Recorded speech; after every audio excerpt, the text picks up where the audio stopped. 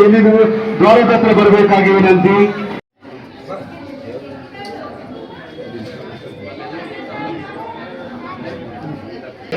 शतं भवति शतमनन्तं भवति शतायुः प्रतिआयुष्येन्द्रिये प्रतिष्ठते सत्त्वं दीर्घमायुः धनं धान्यं बहुत्रलोकं शततं वस्त्रं दीर्घमायुः समस्तमङ्गलानि भवन्तु. ಕರ್ಗ ಒಂದು ಐತಿಹಾಸಿಕವಾದಂಥ ಧಾರ್ಮಿಕವಾದಂಥ ನಂಬಿಕೆಯೊಂದಿಗೆ ಬಹಳ ವರ್ಷಗಳಿಂದನೂ ಕೂಡ ಸಾಕಷ್ಟು ಜನ ಭಕ್ತಾದಿಗಳು ಕರಗವನ್ನು ಅತ್ಯಂತ ವಿಜೃಂಭಣೆಯನ್ನು ಆಚರಣೆ ಮಾಡ್ತಕ್ಕಂಥದ್ದನ್ನ ನಾನು ಭಾಳ ಚಿಕ್ಕ ವಯಸ್ಸಿನಿಂದನೂ ಕೂಡ ನೋಡ್ಕೊಂಡು ಬಂದಿದ್ದೇನೆ. ಅದರಲ್ಲಿ ಅನೇಕ ಸಂದರ್ಭದಲ್ಲಿ ನಮ್ಮ ಇಡೀ ಕುಟುಂಬದ ಸದಸ್ಯರು, ನಮ್ಮ ತಂದೆಯ ಆದಿಯಾಗಿ, ನಮ್ಮ ತಾಯಿ ಆದಿಯಾಗಿ ನಾನು ಕೂಡ ಒಂದು ಭಾಗಿಯಾಗ್ತಕ್ಕಂಥ ಸಂಪ್ರದಾಯ ನಾವು ಹೊಂದಿದ್ದೇವೆ.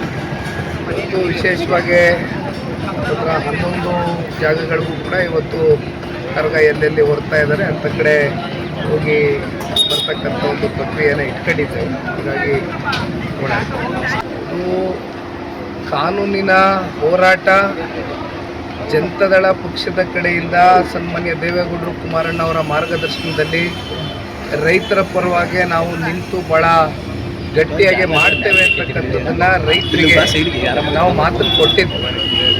ರೈತರು ಕೂಡ ಪೂರಕವಾಗಿ ಯಾರು ಸಂಪೂರ್ಣವಾಗಿ ವಿರೋಧ ಇರ್ತಕ್ಕಂಥ ರೈತರಿದ್ದಾರೆ.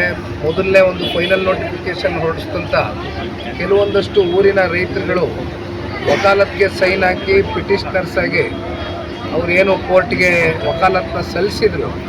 ಇವತ್ತು ಬೆಳಗ್ಗೆ ಅಡ್ವೊಕೇಟ್ ಜನರಲ್ ಅವರು ತಾವೇ ಹೇಳಿದಂತೆ ಸದ್ಯದ ಮಟ್ಟಕ್ಕೆ ನನಗೂ ಕೂಡ ಬಂದಿರತಕ್ಕಂಥ ಮಾಹಿತಿ, ಯಾರು ಇವತ್ತು ವಕಾಲತ್ಗೆ ಸೈನ್ ಹಾಕಿ ಕೋರ್ಟ್ ಕಚೇರಿ ಮುಂದೆ ಹೋಗಿದ್ದಾರೆ ಅಂಥವರ ಲ್ಯಾಂಡ್ಗಳು ವೆಕೇಟ್ ಮಾಡ್ತಕ್ಕಂಥದ್ದಕ್ಕೆ ಸರ್ಕಾರವಾದಂಥ ಒಂದು ಜಯ ಅಲ್ಲಿರ್ತಕ್ಕಂಥ ರೈತರಿಗೆ ಸಿಕ್ಕಿದೆ.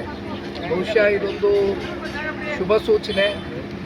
ರೈತರಿಗೆ 100ಕ್ಕೆ 100 ಕಾನೂನಿನ ಅಡಿಯಲ್ಲಿ ಒಂದು ದೊಡ್ಡ ಮಟ್ಟದ ಜಯ ಸಿಗುತ್ತೆ ಅನ್ನುವಂಥ ಅಚಲವಾದಂಥ ಒಂದು ನಂಬಿಕೆ ಇವತ್ತು ನನ್ನಲ್ಲಿದೆ.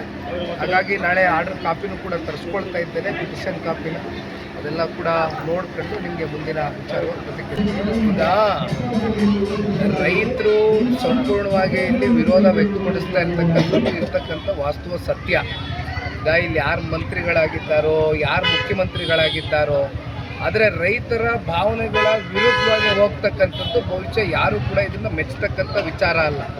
ನಾನು ಅವತ್ತು ಕೂಡ ಹೇಳಿದ್ದೇನೆ, ಸರ್ಕಾರ ಏನಾದರೂ ಇದನ್ನು ವಿತ್ ಕನ್ಸೆಂಟ್ ಪಡಿತಕ್ಕಂಥ ಪ್ರಯತ್ನ ಮಾಡಬೇಕು ಅನ್ನೋದಾಗಿದ್ದರೆ 2013ರ LARR ಆ್ಯಕ್ಟ್ ಏನಿದೆ ಇವತ್ತು ನಮ್ಮ ಮುಂದೆ ಇಲ್ಲ. ಡಾಕ್ಟರ್ ಮನಮೋಹನ್ ಸಿಂಗ್ ಜಿರವರು ಪ್ರಧಾನಿಗಳಾಗಿದ್ದಾಗ ಕಾಂಗ್ರೆಸ್ನವರು ಮಾಡಿದಂಥ ಆ್ಯಕ್ಟ್, ಆ ಆ್ಯಕ್ಟಲ್ಲಿ ಏನಾದರೂ ಇದನ್ನು ಮಾಡಿದರೆ ಬಹುಶಃ 80%ಕ್ಕೂ ಹೆಚ್ಚು ಜನ ರೈತರು ಕನ್ಸೆಂಟ್ ಪಡ್ಕೋಬೇಕಾಗಿತ್ತು. ಆದರೆ ಕೂಡ ಆ್ಯಕ್ಟ್ನ ತೊಗೊಬರ್ತಾರೆ. ನಾನು ಅವತ್ತು ಹೇಳಿದ್ದೀನಿ, ಮತ್ತೆ ಹೇಳ್ತಾ ಇದ್ದೀನಿ, social impact survey, environmental impact survey ಇವೆಲ್ಲವೂ ಕೂಡ ಕೋರ್ಟು ಗಮನಿಸುತ್ತೆ.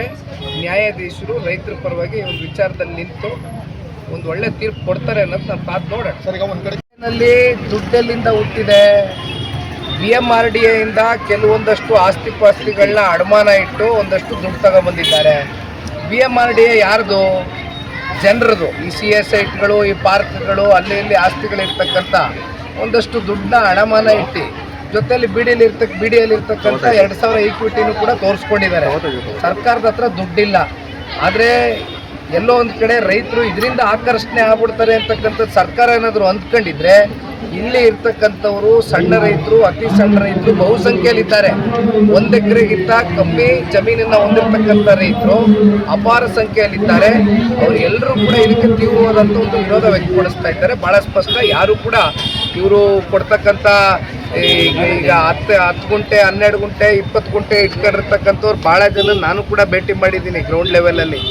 ಅವ್ರು ಎಲ್ಲಿ ಹೋಗ್ತಾರೆ? ಅವ್ರಿಗೆ ಎಷ್ಟು ಸಿಗ್ತದೆ? 20-25 ಲಕ್ಷ, 30 ಲಕ್ಷ ಪರಿಹಾರ ಸಿಕ್ಕಿದ್ರೆ ಬೆಂಗಳೂರಲ್ಲಿ 2 ಕೋಟಿಗೂ ಒಂದು ಸೈಟ್ ಸಿಗಲ್ಲ ಇವತ್ತು.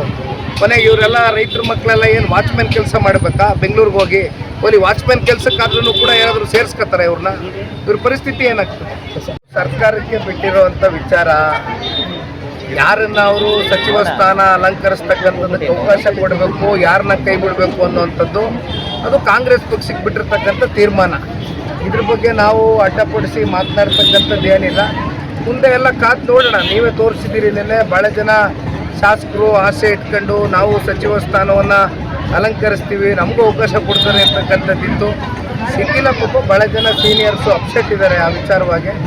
ನೀವೇ ಹೇಳ್ದಂಗೆ ನೋಡೋಣ ಅವ್ರದ್ದೆಲ್ಲ ಈ ರಾಜೀನಾಮೆ ಎಷ್ಟರ ಮಟ್ಟಿಗೆ ಅಕ್ಸೆಪ್ಷನ್ ಆಗುತ್ತೆ. ರಾಜೀನಾಮೆ ಕೇವಲ ಮೇಲ್ನೋಟಕ್ಕೆ ಒಂದು ಬ್ಲ್ಯಾಕ್ ಮೇಲ್ ತಂತ್ರನ ಅಥವಾ ಅದಕ್ಕೂ ಮೀರೇನಾದ್ರು ಅವ್ರಿಗೆ ನೋವಾಗಿದೆಯಾ ಕಾದು ನೋಡೋಣ.